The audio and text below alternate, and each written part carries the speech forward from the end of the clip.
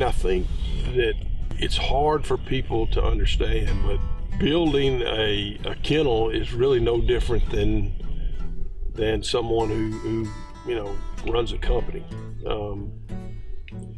And when you've got, you know, a group of talented people who truly are passionate about what they're doing, you're going to have great success.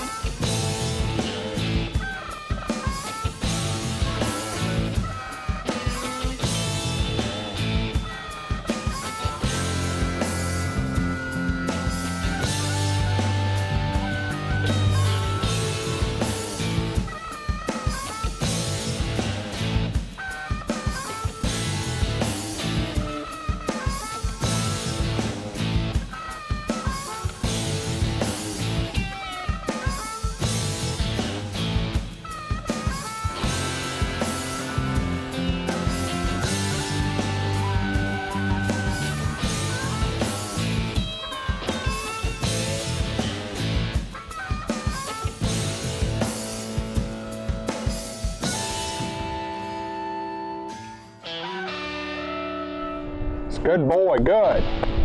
All right, here. Atta boy. What a dog, what a dog, good boy. All right, here.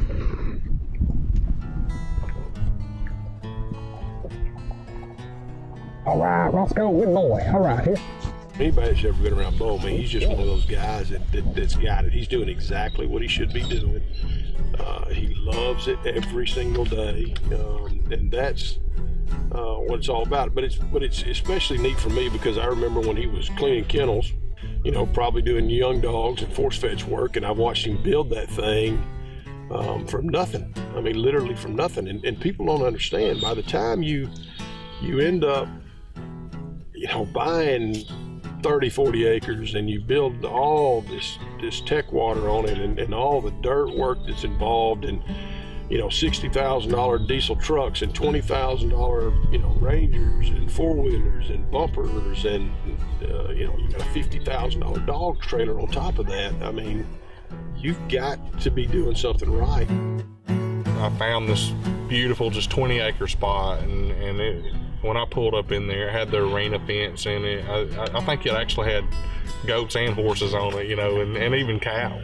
And so it was on the market for a little while, and man, I drove around, ice storm had hit it, and it sat there for 3 or 4 years, grass grown up, and I couldn't even really tell the boundaries of the property, but I could see a kennel. And there was a nice shop there, and I was like, oh my goodness, this is a dream come true right here. So I had to have it. I could just see it, you know, instantly when I drove down the drive. The kennel had horse stables in it, and that was a story of its own, but I sold the horse stables and poured concrete in there and designed a kennel that's just efficient, easy to work out of. We had everything. We had the force table, we had the ability to close the kennel down, make it fully enclosed, or we can open it up. So I really like that design. As far as building the pond, I have a thing with ponds. I love it. I mean, my wife gives me a hard time all the time about it. I mean, you're going down the road, I'm like, hey, I got to pull over and check this pond out real quick. I mean, she gets sick of that, but it's just kind of, I love looking at ponds. I mean, just different designs. And what I try to do with mine, I tried to incorporate everything I could into it. It's 5 acres of water. It's pretty much 3 ponds in one. And I've got tight technical, big open water, and then like medium technical, but there's a lot of, well, you can spread out, you can do tight, chopped up technical water, corner cuts, over the points, past that point, over that point, you can do all that, but at the same time, we've got the bigger water incorporated in. And we've got all the hunting scenarios covered too. We got pit blind, we got duck blind, dog stands. We like to run out of the boat a little bit, and we also like to do layout blind scenario out there. Okay, Tucker, what we're going to do now, she's doing really good so far. This dog's going to get ready to hunt next week sometime, so let's kind of cover another scenario with her. We're going to have a double mark come out. I want you to shoot the first bird out, and then let's just have at the second bird out, okay? Okay. And then my last shell, make sure she's nice and steady. We're gonna make sure she's steady. My last shot is gonna be on the water. Make sure the dog's not gonna break. Ready? Yes, sir. All right, we'll Sit. call that shot, okay? Okay. Sit. Right there, kill him. Kill him. Kill him right there, kill him. Oh, good shot. Hey, right there. Jimmy.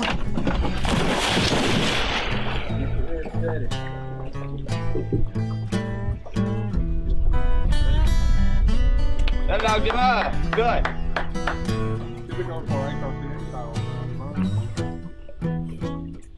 Good, Jimmy. Here. Good, Jimmy. Good, Jimmy. Here. Come on, Jimmy. Here. Good. Good. Here. Here. Hold. Sit. Hold. Good. Sit. Mark. Mark. No. Here. Here. Here. Good. Sit. Sit. Mark. Jimmy.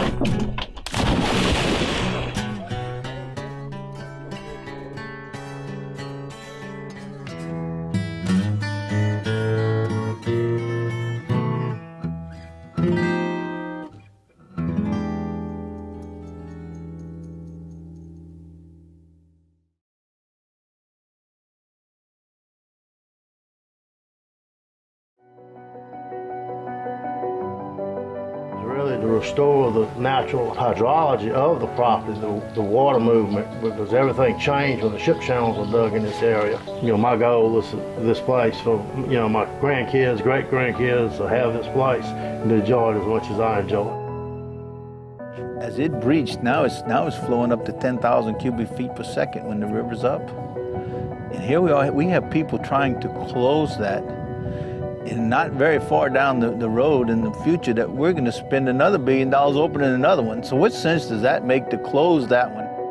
There's been that much change in the ecosystem here that we can look back 5 years and we know that the marsh is so much different now than it was then. Our good old days aren't 30 or 40 years long anymore. They're changing every season. Every season, the good old days were a year ago. And if something isn't done, it won't be long before the good old days are gone. Good dog, yeah, good boy. Oh, that's my boy. Yeah, that's my dog. Good boy.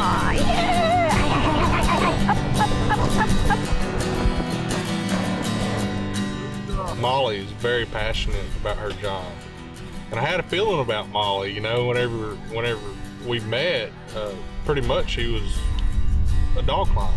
You know, they came out, they would do their monthly visits and watch the dog run, and we would visit for a little bit, and they would leave.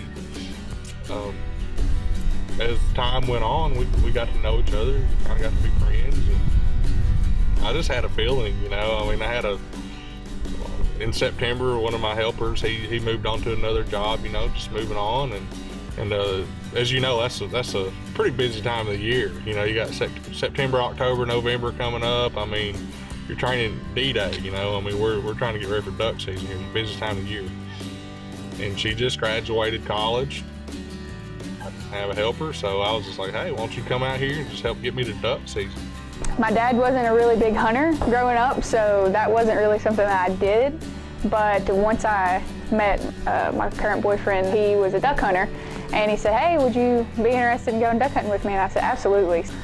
It's always been something that I've been interested in doing, so to get into that part of the world that I had never been exposed to, it was great fun. He had a lab that he wanted to get trained, and he looked all over and he decided to go with Bo for the training, and that's how I met Bo. Good boy, come on, come on! I was in between finishing up my master's degree. I went and got my bachelor's degree at Oklahoma Baptist University, and Bo said, hey, would you know, have you ever thought about training dogs? Is that something that you would like? Is that something you'd be interested in?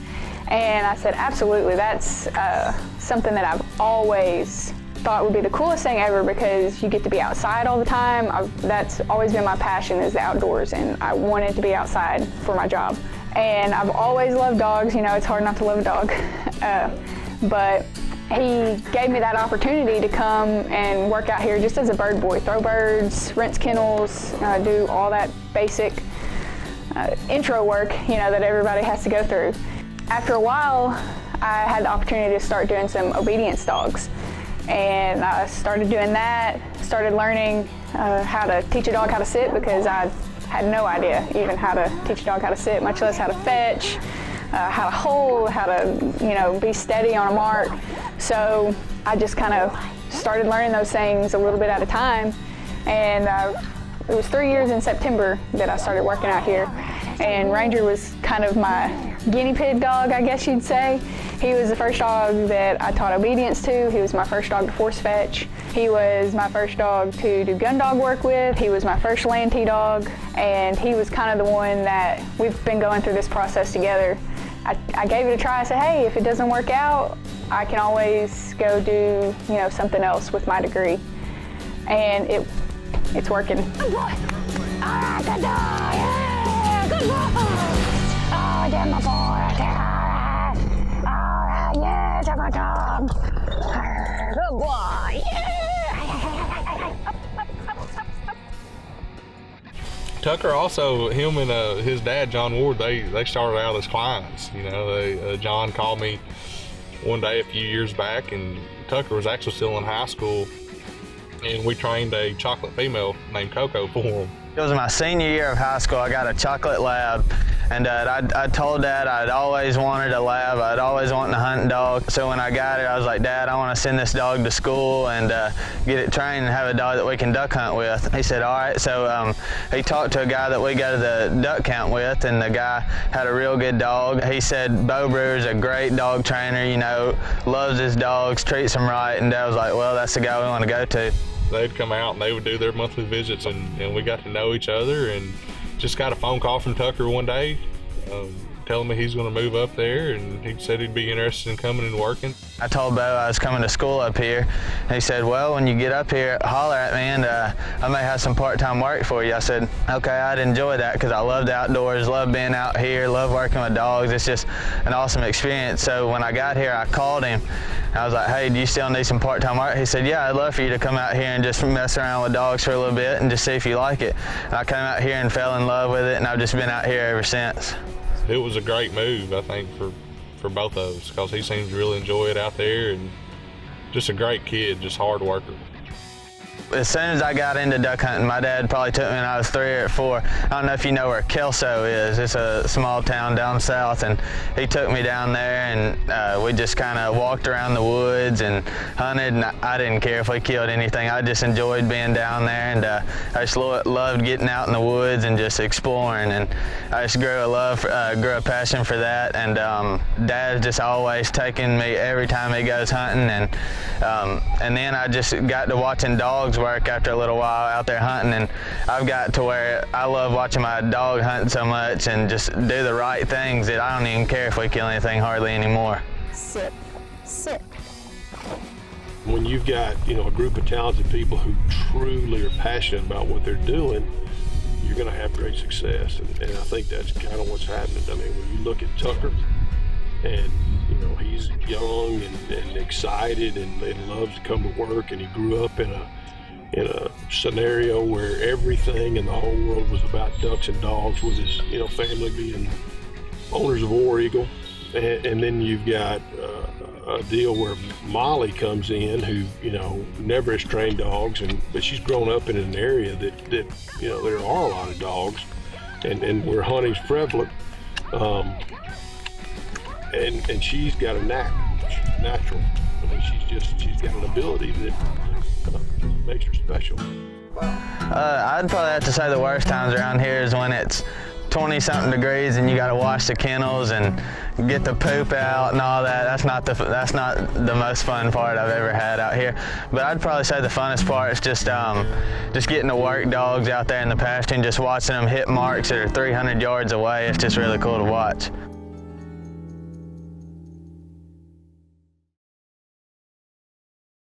I'm standing in J.D. Blondin's horse pasture outside Arcadia, Louisiana, watching the most important retriever event in America's retriever history.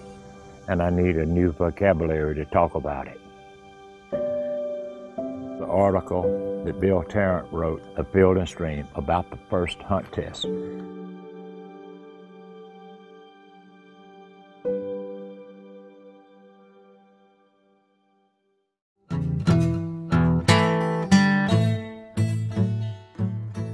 It's always funny to me that the way people think about dog trainers, you know, and the fact that hey, these guys are just having fun. No, they are just having fun, but on the other hand, I mean, they've got the responsibility is incredibly immense. I mean, when you think about, they've got 25 to 50 family members that live with them that are under their care, and there's not very many people that I would give my dog or my child or anybody else for that matter that I cared for, just go live with them.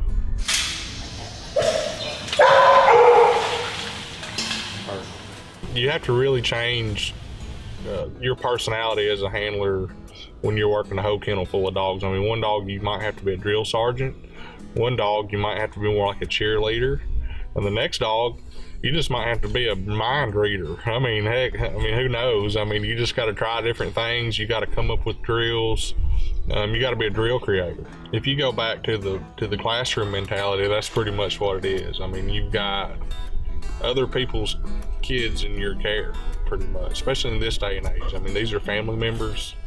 These just aren't dogs that stay in a pen and we get them out and take them hunting. You know, I mean, these dogs go to ball games. They go to family functions, backyard barbecues, and that's what we want. I mean, once a dog completes our training program, we want a dog that can handle all those different settings and scenarios. But yeah, most definitely. I mean, it's high stakes. I mean, it's a lot of responsibility, a lot to stay on top of, to the smallest degree. I mean, if there's a vet concern that pops up, I mean, you need to be on that phone right away, talking to the owner about it, and trying to come up with a solution to it. What a lot of people don't think of is the vet trips, something's gonna go wrong. You know, I mean, it's just like anything else in life. What we do for a living is we take care of something and work with something that's living and breathing every day. It's not just an object like a tractor or a truck or something like that. This is another living thing.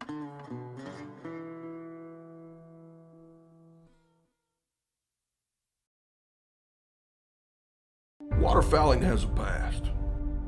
When hunting was more art than science. When craftsmanship was held in the highest regard, and mastery was earned through creative skill and experience.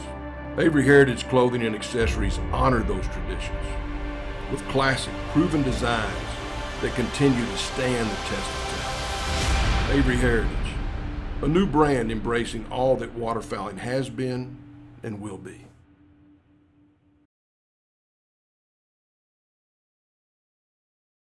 I'm Jason Morgan. I'm a retired Staff Sergeant for the United States Air Force, and this is my service dog from Canine Companions, Rue. The great thing I really love about Canine Companions is they match their dog with a personality. So if you're more high energy and really do a lot of things, you get more of a high energy dog. If you're real laid back, you get more of a laid back dog. And so you go over there for 2 weeks, you live in their dorms, stay in their facilities, and you work with 3 or 4 dogs, and they actually pick the dog that works best for you. So it's a great process, and you know, they're just so good at picking out the perfect dog for you. It seems like almost every guy that I talk to, they say that they lost their purpose in life. They don't feel like anything they do is significant anymore, and I want to prove that that's wrong. You know, I go to hospitals and stuff and visit patients because there's just a magic that my dog Nepal can put on people's faces. We got ambushed and our vehicle went off a cliff. And because I was already halfway out of the vehicle, kind of protecting us from the rear where they're coming up, I immediately flipped out and the vehicle rolled over the top of me and crushed my back. And I had a lot of internal injuries, significant injuries and stuff, but that was the one that was permanent.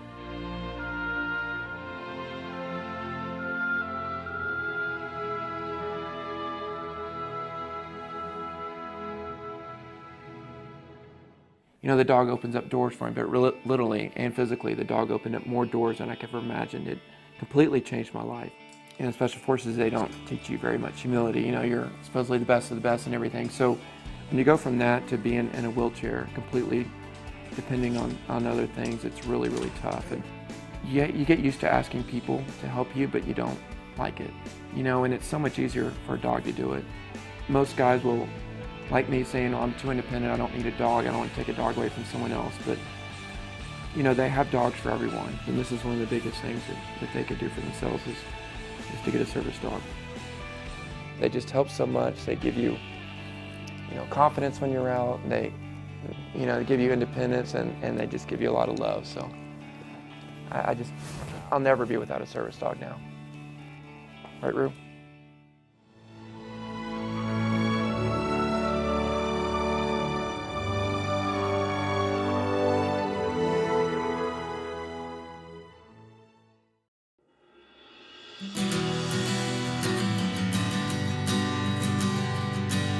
Whenever the owners come out, I try to tell them exactly, before that next month starts, I tell them where I want them to be whenever they show up for that next visit.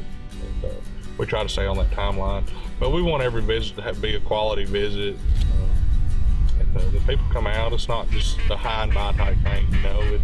We want them to come out and visit their dog and run their dog and actually get to learn the process and get to see with their own two eyes. You know, the great thing about this job is the friends that you make through the whole deal. I mean, I look back and I think about all the people that I've met and all the people that I'm gonna meet, you know, in the future, hopefully. And it's like a big family. Not every case, but most of the time you make good friends and great contacts, and it's people you want to hang out with, and every minute you can, you want to hang out with them and their dog. You know, I mean, you don't know how many times I've trained these dogs, and I sit there and I look at that guy's dog, and I'm like, oh my God, why can't I own a dog like this? You know, I've been trying to get a dog like this for 10 years, and this guy just drives it down my driveway and drops this thing off and probably doesn't even know what he has. I think Bo's gonna, if he's not already, he'll be one of the best around, and easily one of the best in Arkansas for years and years and years to come.